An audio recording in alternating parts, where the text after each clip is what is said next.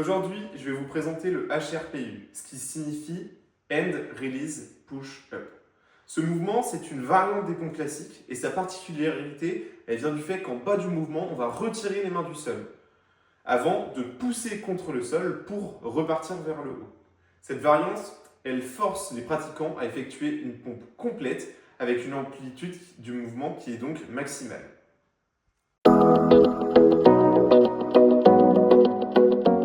On commence le mouvement par se mettre en position pompe. La tête reste, elle, dans la courbure naturelle de la colonne vertébrale. Durant tout le mouvement, il est important de gainer le tronc de manière à ce que le corps reste bien droit. Lors de l'exécution du mouvement, les coudes restent collés au corps et ne se dirigent pas vers l'extérieur. De plus, les pieds sont très légèrement écartés l'un de l'autre.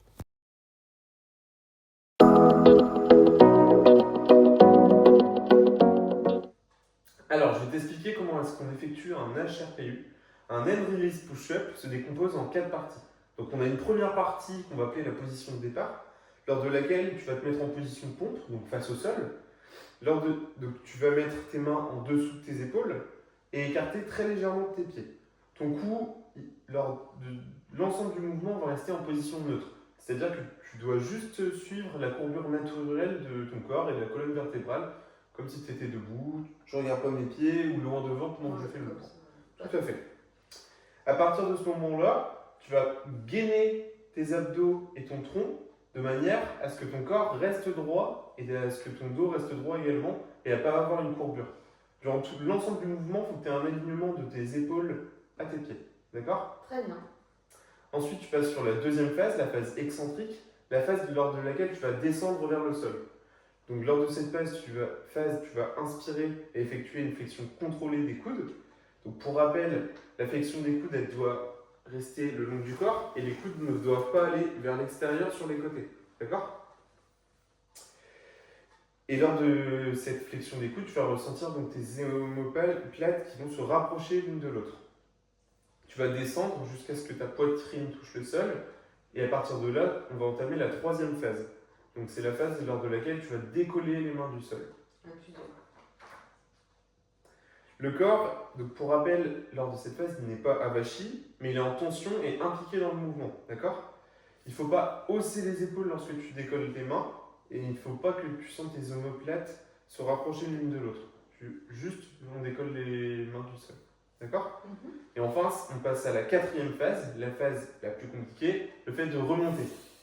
Donc lors de cette phase, on repose les mains face au sol au niveau des épaules et on va contracter les triceps et les pectoraux de manière à remonter vers le haut. Donc tu vas ressentir tes omoplates se séparer l'une de l'autre et tu peux expirer énergiquement lors de la remontée. Est-ce que c'est bon pour toi ? Ok.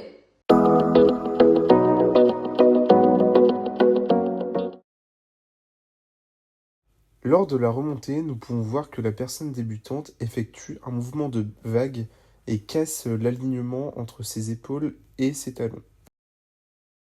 Ensuite, nous pouvons voir que ses coudes se dirigent vers l'extérieur, sur les côtés, et ne restent pas collés le long du corps. Enfin, les pieds de la personne débutante restent collés l'un à l'autre.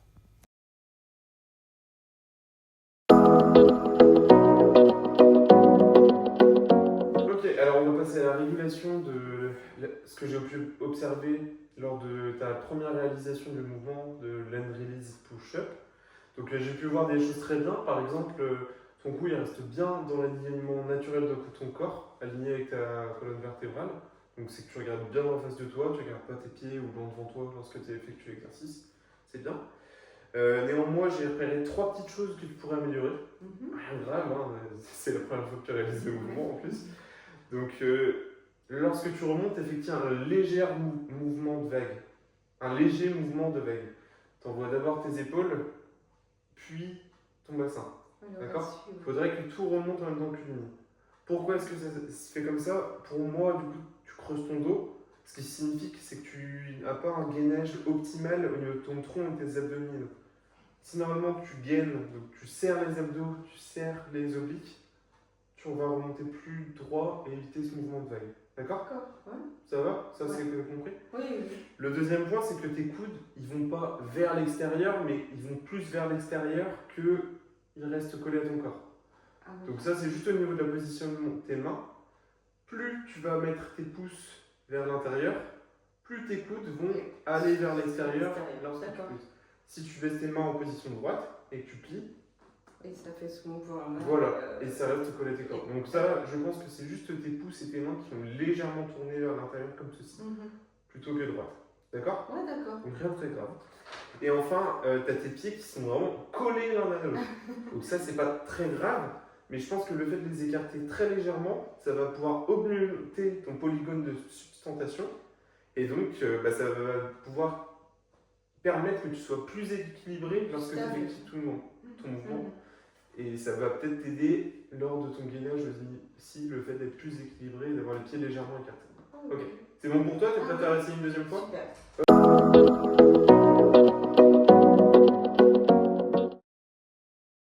Après régulation, la personne débutante effectue toujours un léger mouvement de vague lors de la remontée.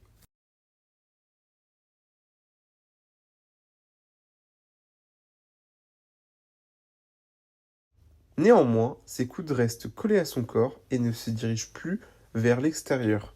Ses pieds sont également légèrement décollés.